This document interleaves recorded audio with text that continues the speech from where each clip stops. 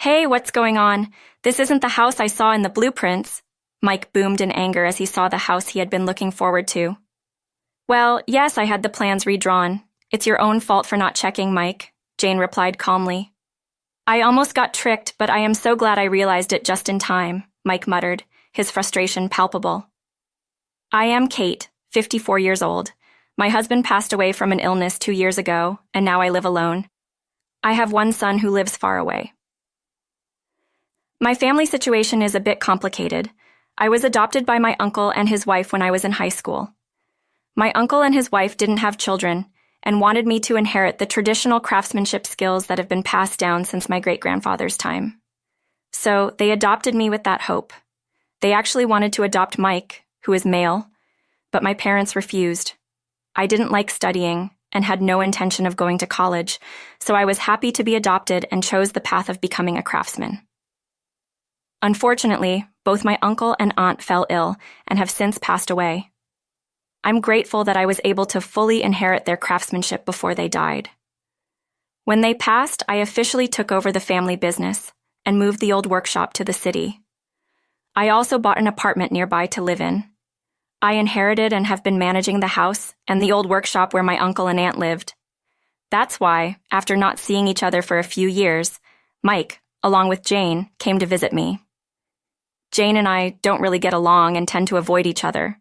So when Jane showed up, I was quite surprised. Hey, the land where your uncle's house is, can you let us build a house there? Mike suddenly said this out of the blue. What? Why? I was confused. Then Jane chimed in. Isn't it a great location? It's a waste to leave it vacant. He has quit his job and paying rent is getting tough, so we want our own house. You understand, right? She was smiling, but I couldn't smile at all.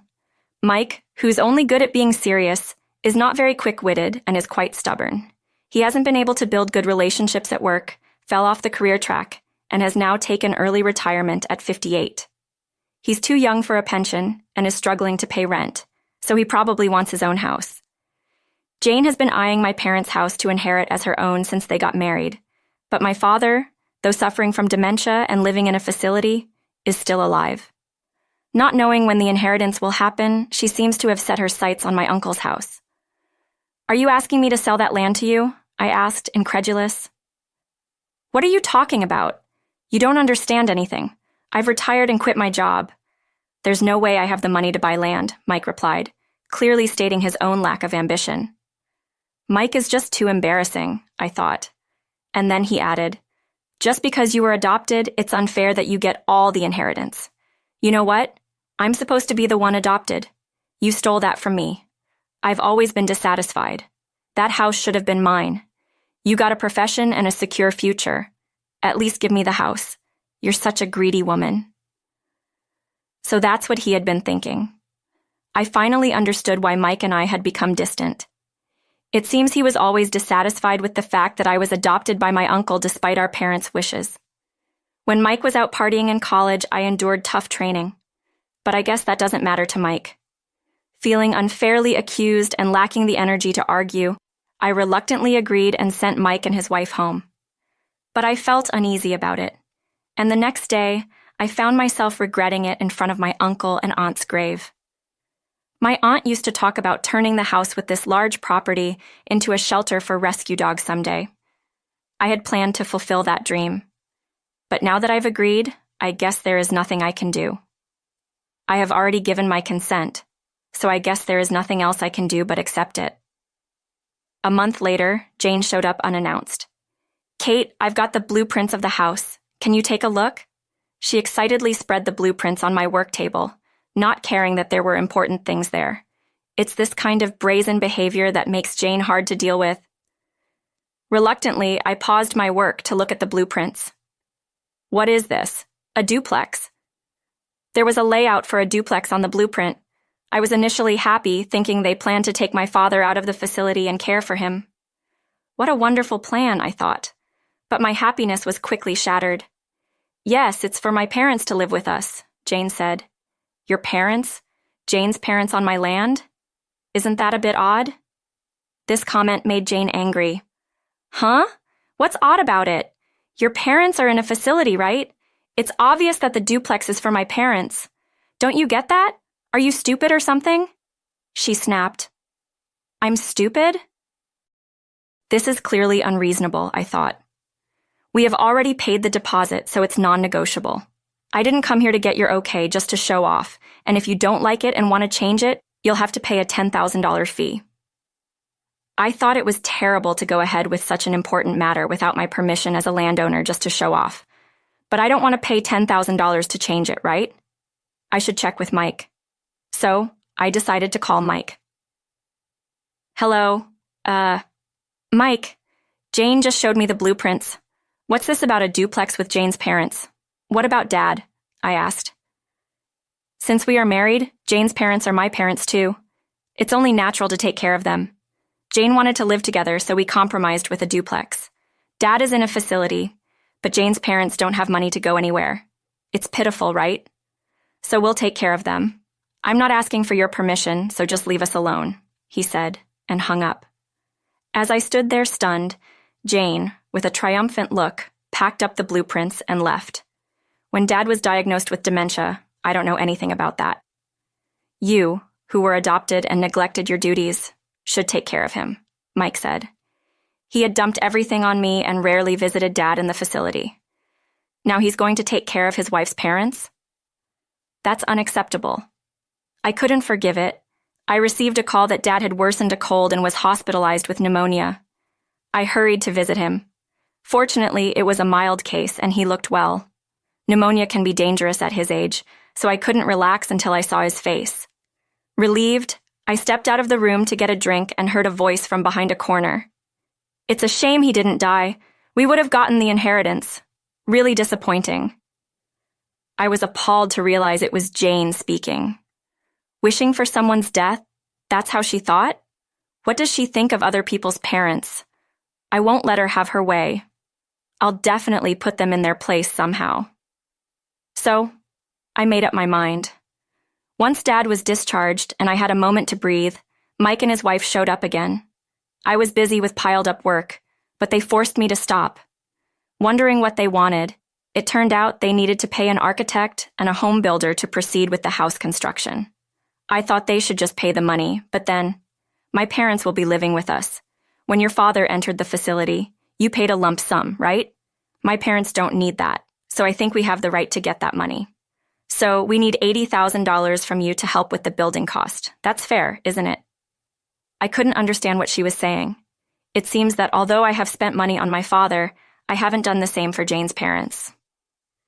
While my father, having money, can enjoy his later years comfortably, Jane's parents, lacking funds, are unable to have a satisfying retirement. Since we were related by marriage, she thought it was unfair there was a difference in treatment. Don't you think what you're saying is strange? Why should I be the one to pay that money? Shouldn't Jane be paying? I have already provided the land, and that's more than enough. Jane got angry when I said that. So you don't care what happens to my parents? She yelled and began to cry.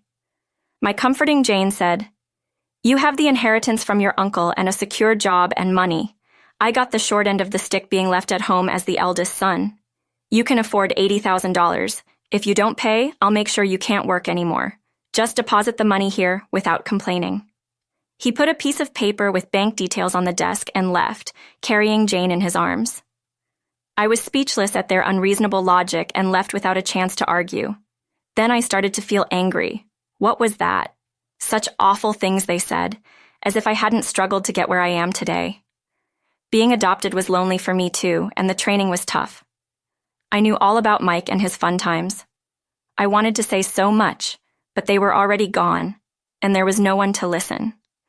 Reluctantly, I checked the note Mike left, and the account to deposit $80,000 was oddly Mike's own, not a home builder or an architect's office. Something felt off, so I inquired and was told they made no such request for $80,000. It didn't make sense to be asked for such a large, unrequested amount. A little research revealed why Mike and Jane were so fixated on money. So, I decided to transfer just $2,000 for now and see what happens. As soon as I confirmed the transfer, Mike called. Hey, Kate, the amount is wrong. I said $80,000. Why only $2,000? He was fussing about the amount. $80,000 isn't an amount I can prepare immediately, right? I had to break into my savings, so I transferred that much for now. You seemed in a hurry. After hearing that, perhaps reassured by the money coming in. Why didn't you say that? Sorry for shouting. When, you get the rest of the $60,000, send it over, okay? He ended the call, sounding pleased. My brother, as always, is a smooth operator. After the transfer issue had settled and I had a moment to relax, I got a call saying I needed to go to the home builder's office to sign a contract. It's really troublesome, especially since it's not even my own house. They insisted it had to be done today, so I canceled my work plans and headed there. I thought for sure Mike and his wife would be there, but they didn't show up. When I called to find out what was happening, we are about to go on a training trip with Jane. Don't bother us. He hung up immediately. A training trip? I was told by the salesperson that they want to open a bar with a foreign vibe, fulfilling an old dream, so they were going to Europe to study. A foreign-themed bar, that was news to me. I was told they wouldn't be back for 2 weeks. That got me thinking. Mike and his wife, who were so fixated on money, I can't believe they would have the funds for a 2-week overseas trip. The $2,000 I had recently sent. The salesperson confirmed they hadn't received any payment of $2,000, so it was almost necessarily used for their trip. Sighing deeply, the home builder's representative noticed my frustration. Are you sure you want to go through with this contract? It's still possible to make changes or cancel it, he said. Building a house on someone else's land often leads to trouble, and that's why they were hesitant about this project. That's why they called me, the landowner, for a final confirmation. In that case, I couldn't forgive Mike and his wife for their words and actions, nor did I want to reconcile and be friendly with them in the future. So, I decided to change the design to a rescue dog shelter cum cafe, fulfilling my aunt's dream. The loan contract was already completed, so I paid for the additional costs that arose. After returning from the trip, Mike and his wife called me. You took care of the contract, right? Of course. Construction has already started. Don't worry. They never came to check on the construction. Thankfully, the changes to the floor plan remained a secret until completion. When the house was finally completed, Mike and his wife, who were excited to come and see it, were stunned at the sight. When asked by the representative for their thoughts, "What's going on here? This isn't what the blueprints showed. Call the person in charge," he yelled. But the representative, with a calm demeanor, said, "The final contract we received with a signature was this one." And upon being shown the blueprint that I had requested to be revised, they were left speechless. Jane's parents, excited to live with their daughter, were shocked and burst into tears at the unexpected situation. They had even sold their own home in preparation for this day. Now, with nowhere to live, they were demanding that Mike and his wife do something. But what's done is done, right? With Mike and his wife's apartment also terminated in anticipation of the house's completion, all 4 of them ended up without a place to live. Since Jane's parents were already there, I let them hear what Jane had said at my father's hospital. I had secretly recorded it. It's funny, isn't it? That someone who says such things about their in-laws wants to live in a duplex with their own parents. Everyone fell silent at my attempt to turn it into a joke. Mike, desperate to secure a home, apologized deeply and begged for all 4 of them to be allowed to stay. Since the loan was contracted for these 2 families, it made sense. Thus, according to my plan, Mike and his family ended up living in that house. I had consulted a lawyer recommended by the home builder, skilled in such matters. Surprisingly, this lawyer was a close friend of my uncle. He was incensed that his dear friend's legacy was being mishandled and helped me devise a counter-strategy. The first step in the plan was for me to report to the tax authorities. As a result, Mike and his wife were subjected to gift tax, and the money Jane's parents received from selling their home was used to pay this tax. Then a lawsuit was filed, and they had to pay rent for the land, which is in an area with top-class land price increases over the last decade. The rent turned out to be high due to the ample space for a dog run, which Jane had targeted. As a result, Mike, who had already quit his job, and Jane's parents, who were living on a pension, couldn't afford to pay the rent. They were forced to leave as they could no longer afford to sustain their living expenses. The family, my brothers, asked to stay until they found a new place to live. But at that moment, I revealed some crucial information. Apparently, Jane was in debt to some dangerous people. The demand for $80,000 before construction was likely for that payment. I consulted a distant relative of Jane's, a client of my uncle, who agreed to temporarily cover $2,000 and sent it to Mike. This relative had helped Jane's family financially in the past. In a letter they entrusted to me for Jane's family, it read, "Don't do anything more that would embarrass us as relatives. We have covered your debt this one time, so work off your debt in our factory day and night with your whole family living on site." Thus, Mike's family left the house, burdened with the mortgage and family debt. They now live in a rundown apartment, once a staff dormitory for their relative's factory, where all four work tirelessly. I was lucky not to be swindled out of $80,000 and managed to prepare for realizing my aunt's dream. I made the first floor barrier-free so my father could leave the facility and live with me. The entry fee from his return from the facility allowed me to hire a helper, which has been a great relief.